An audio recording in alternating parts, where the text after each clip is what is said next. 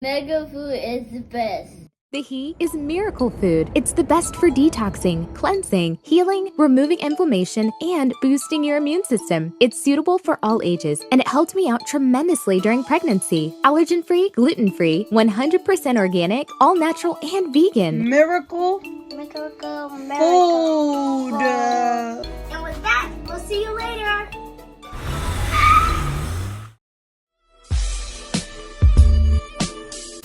How about another God that I know you was close with, Kane? How about Sir Abu? Holy Wars.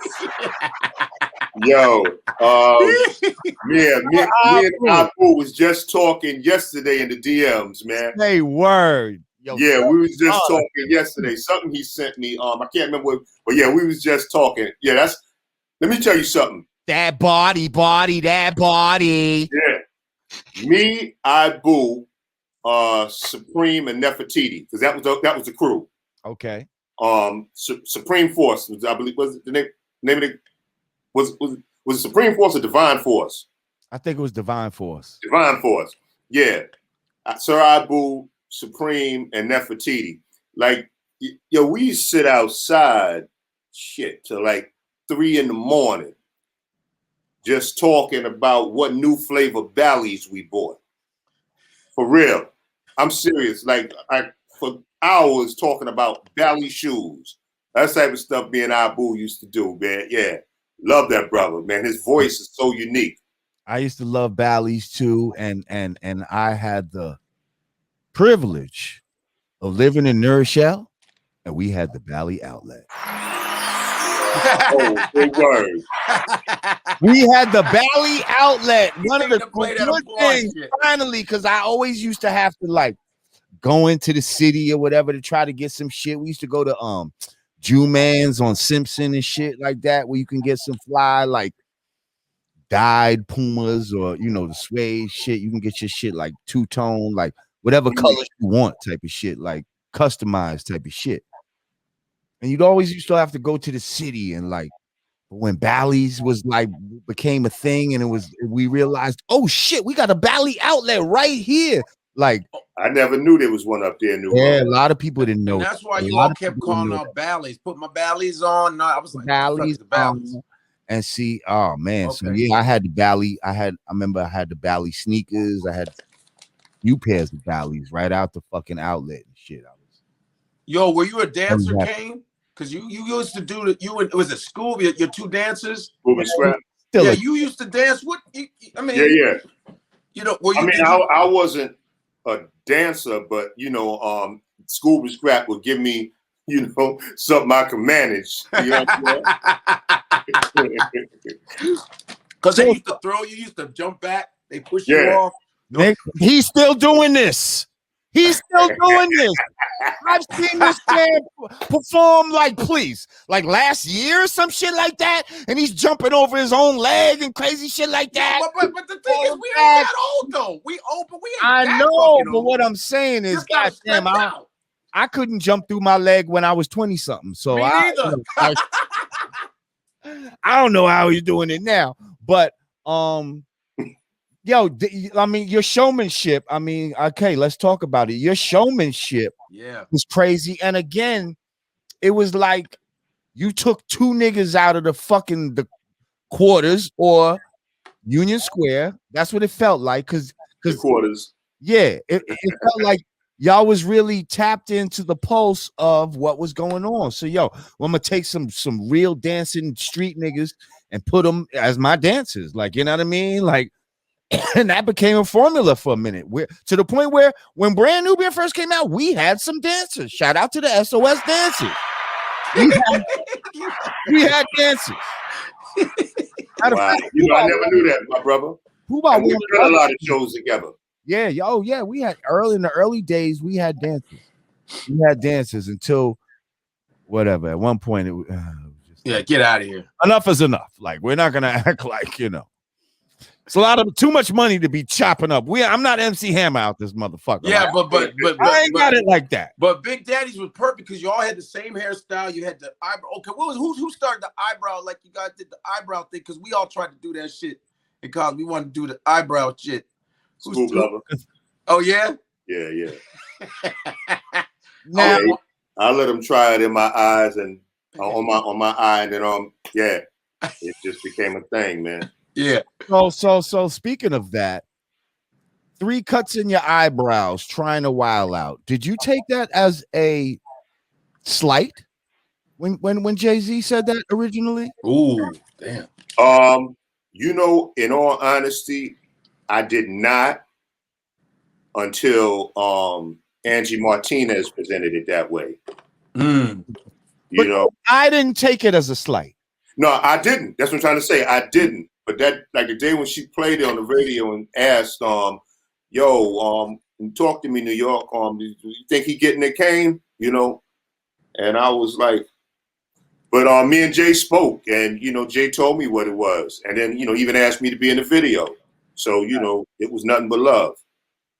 Yeah, that's so fucking dope. Thank you to JMC New York. He said, if it wasn't for Set It Off, I would have never fell in love with hip hop.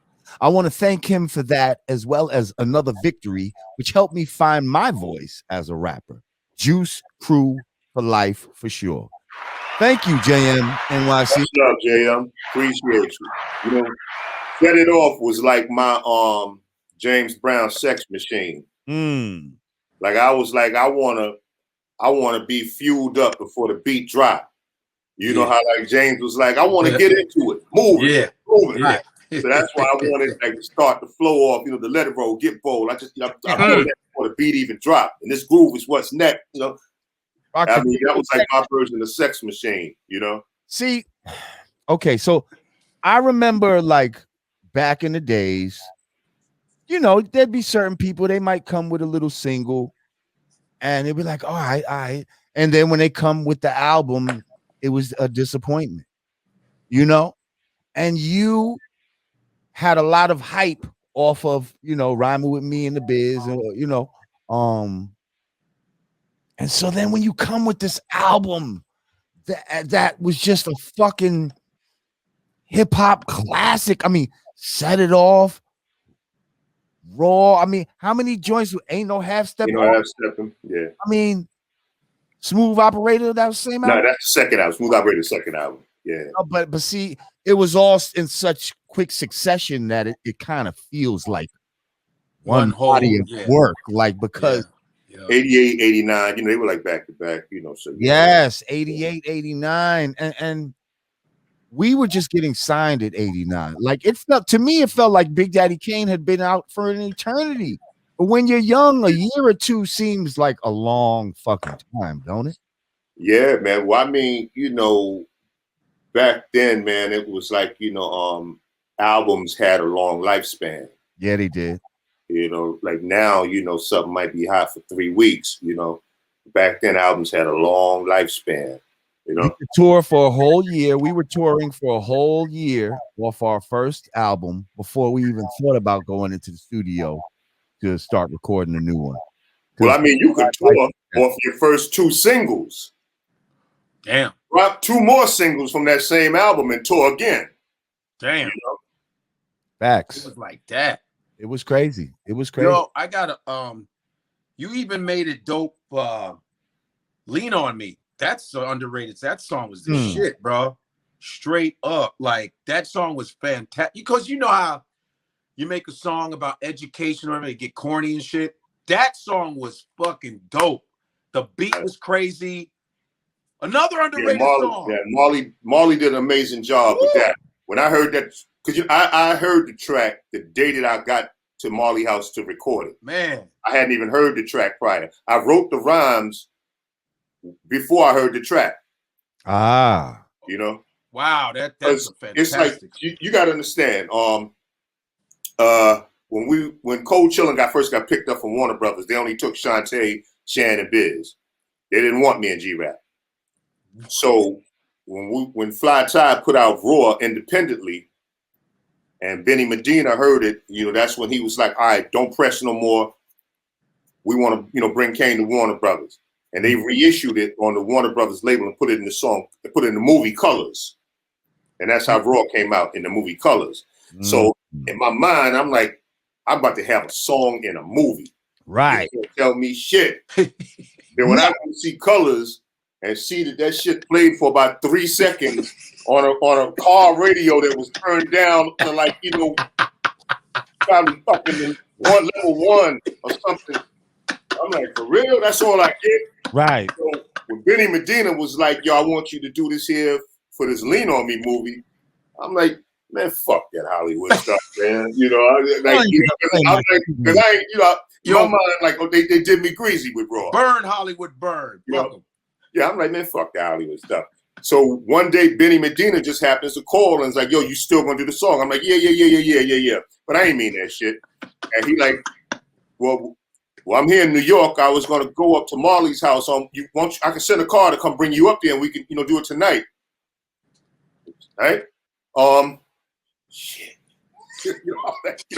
All right, man. Yeah. He said, you got this. Yeah, no doubt. I got it. So I was living in Queens at the time. So from Queens up to where Marley was living upstate, yeah, I'm sitting there writing this shit right then. You know? Wow. Yeah. Damn, you that good? Because that song is fucking. I play it still. I say, yo, this shit is so well produced, and the lyrics are cold as shit. You know, I got a problem with stuff. The opening was crazy. I was like, oh shit, Lean On Me. You would think, because that's the reason why I fuck with the movie too, especially because the video was so dope. The movie's crazy, and that song just encompasses the whole movie, man. That's fantastic. Did you work on Afro Samurai? Yeah, me and Genius. Yeah, that was the shit. Afro Samurai too. Afro Samurai. I think also Come On Down with Busta. Hold on, before you switch, I gotta tell you a story, man. Oh shit! That night, you know, I've heard a lot of stories about RZA, but that night, boy, that was some funny shit. Uh-oh. Like RZA said some shit that, like, I ain't. You know, when somebody say something, and it's like, you know what? I just want this conversation to end. Like, because since he was saying that he wanted to name the song Afro Samurai, I was telling RZA, yo, if you want my rhymes to be on the hook, you should let me say the stuff from Raw. You should let me say, I get raw for you, just like a warrior, rather like a samurai, and I be damified. Because I'm like, that, you know, pertains to this. Right. Nah, God. I want you to say the rap pro, do a show, good to go. Afro, like and like Genius was telling him, yo, you know, RZA, I think that what Kane is saying, yeah, it does pertain more to the song. You know, plus Raw's a bigger song than just rhyming with Biz. Right. RZA says, hey, yo, God, just spit into space. Today, 2021, today, I still don't know what the fuck RZA meant by that. But he said just spit it into space? He said just spit into space. I was like, you know what, RZA? That's what do a show it is. You got it. Because I just wanted to end that conversation. So what did you end up saying? I said what he wanted me to say. I didn't want to talk about that no more. Yeah, that's the. I know in the song you said exactly the got to go. I remember that. Yeah, rap pro do it. Yeah. Because I'm like, yo, do you really want to know what spit into space means? Right. Do you want to go? Do you want to go down this rabbit hole? Yeah. I was like, I don't think I do. You know what? I'm gonna let this one go. Yeah. I got another one. You won this one, RZA. Yeah. I got another one. Hey, wait. Hold up. Godfrey. What? See, this is where you be missing opportunities. Uh-oh. The man just said RZA. Bong. Nah, man. But yo, let me tell you something, Big Daddy. Spin space. Nah, man. Bong. Hey, listen, I'm telling you, man. This world in space is like a mathematical kind of calculation. Man. Boom. Now, do me one favor. Turn to a 45-degree angle. Yeah. And then talk to me. Just spin into space. Nah, man. Do what you got to do. Nah, man, you just gotta come to the vortex, man. You know what I mean? That's a woo style. It's a woo space. Bong. That's it. You got it, baby. Yo, Yo, thanks, Lord Jamar. Come on, said, hey, dummy. Do all Hey, these dummy. hoops, bro. Yo, I'm just saying. No, man. Well, word. That's what we do. You know what I'm saying? You can learn more from one album. You don't even have to go to school. Huh? You just listen to the Wu-Tang Clan and you learn everything in mathematics. Huh? You know what I mean? Yo. Hey, on every album, I'll be like, what the fuck is he talking about? I love him. RZA, man. I mean, I've heard some amazing stories, but I'm just glad that I actually have one to share. You know, I'm glad I lived long enough to have one to share, man.